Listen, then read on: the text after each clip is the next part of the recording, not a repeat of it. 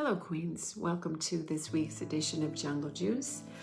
We're still talking about dreams. I still love dreams. Why would I stop loving dreams in 1 week? That seems silly. I love dreams. I will probably always love dreams or the dream realm. This month, I thought it would be just so special to be able to invite you into my particular way of interpreting dreams. Because as I shared last week, having a regular way to be with what comes forward in our dream realm gives us the greatest opportunity to take whatever insight is available and be in relationship with it, which gives us a really higher likelihood of transformation or change, which is the gift. The gift of the dream realm is your psyche is trying to tell you something, right? It's trying to offer you some gift in language that you will understand. One of the things I mentioned last week was having a reliable way to interpret your dreams is important because in your life you will have themes, right? You will have certain, I don't know if you've noticed this, certain people will show up in your life. For example, I always have dreams about certain performing artists. I have all my life, particular ones. Used to drive me bonkers. Like, why are these people showing up? I don't know them. I don't even follow them. I learned over time how to understand what my dreams were trying to tell me. So you might notice that if you look back at your life, that there are certain kinds of dreams, but whatever it is, they are all unique to you. They speak your language, right? Our job is to find a way to understand that. So that said, last week I invited you into a 3-part series, a way to understand your dreams. We call this dream tending. And I've got to give a nod to one of my professors, Stephen Eisenstadt, who this is one of his methodologies, and he's spent 40 years creating this way to interpret dreams, which I'm sharing part of that with you. So the first part, what we call association. This is very Freudian. We talked about that last week. You find something in your dream, whether it's a snip of the dream, a wisp of memory of the dream, a scene out of the dream, it doesn't matter.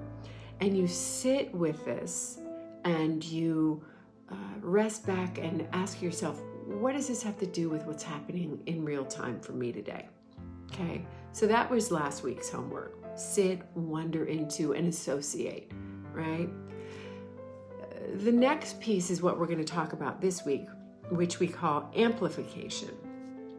We take part of that dream, maybe something new about the dream is calling you since the association came forward. Maybe some clarity came from that.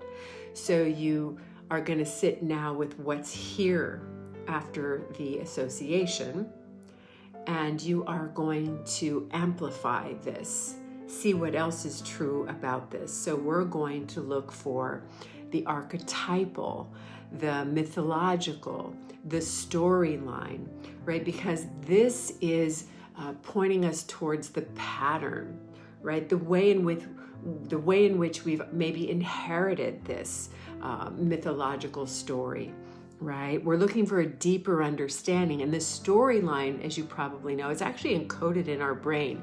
Stories, the way we understand how narrative works to help us actually regulate ourselves. So same in the dream realm, understanding what storyline is accompanying your dream.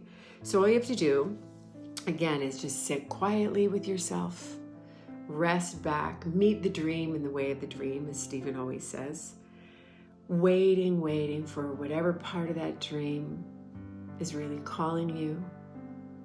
And then you ask, what story is here for me?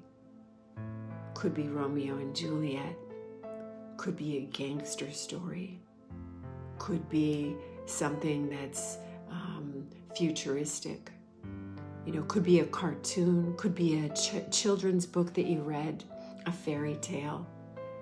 right? See if you can just rest back and open up your psyche and listen for that mythological or that storyline, those archetypes, because this is the collective talking to you as well, helping you understand where is this coming from, right? So often we think the dream is just so personal, right? Or the pattern is so personal. We inherit so much of what we believe, what we know, what we experience. So this part of the process will help you sort of see, oh my gosh, how about money doesn't grow on trees? Let's say you had a dream and there was this tree and there was, you were just pulling things off of it and it made you feel like, Midas or something, right? There's a storyline there. There's generally always some kind of way that we can amplify our dream. So that's this week's invitation. Now I'm going to just wet your whistle for next week, which is once we've done that, we're actually going to go into the story and meet a part of the story and be in relationship with that, which we are going to get to next week. In the meanwhile, if you have any questions, you want to share what you have amplified, we'd love to hear about it. It's very exciting. Also, go online and get a copy of Stephen Eisenstadt's book. Those of you who are coming to the Horses, Dreams, and Dance next weekend, we're so excited to see you. We have, I think, one slot left. Reach out to Miranda. We'd love to have you join us. We're going to be actually doing some of this dream incubating in community, working with horses, real horses, as a reflection, as a way to get in touch with this deep inner symbolism. It's going to be amazing. But this book, Dream Tending by Stephen Eisenstadt, is one that I highly recommend in any case. Also, our newsletter is going to be coming out at the equinox, so stay tuned for that. In the meanwhile, know we love you. We are always holding you in our hearts, and we are so happy to be dream tending with you. Until next time, namaste.